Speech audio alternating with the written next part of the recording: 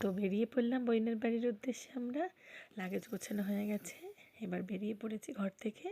সমস্ত লাগেজ নিয়ে আস্তে আস্তে করে সামনে দাঁড়ানো হচ্ছে।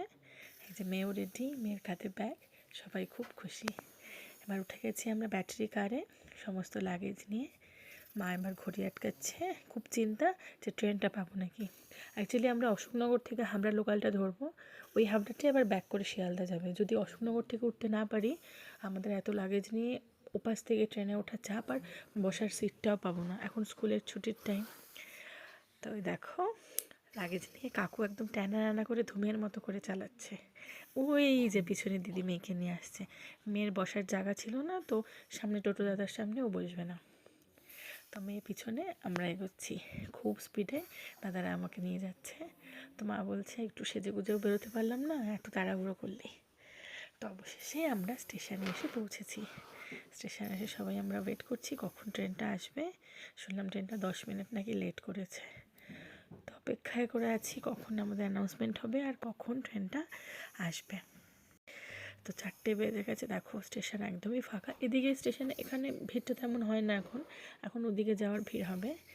তো অবশেষে ট্রেনে উঠে পড়লাম। লাগেজটা দিয়ে দেওয়ার পরে দেখো উঠতে না উঠতেই এদের চিপস খাওয়া শুরু হয়ে গেছে। এগুলোকে সাবুর পাঁপড় বলে। তো দুজনে মিলে পাঁপড় খাচ্ছে। তো এই দাদুটার কাছ থেকে আমি যখন অফিস যাই তখন আমি জোয়ান কিনি।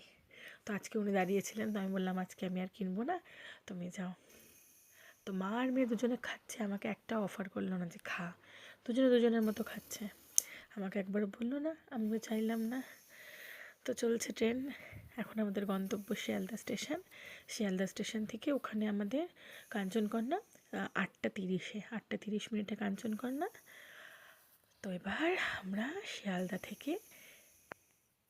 শিয়ালদাতে নামলাম।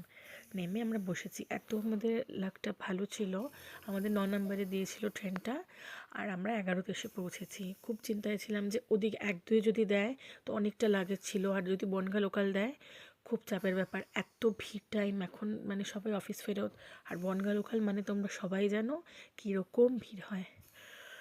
তো এখন মা ক্লান্ত, আমরা ভিড় ছিল না, ট্রেন ফাঁকাই ছিল, বসে এসেছি। দাও এবার তো ঠিক কিটক্যাট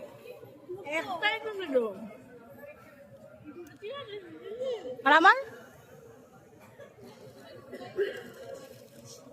আমি কেক খাবো না,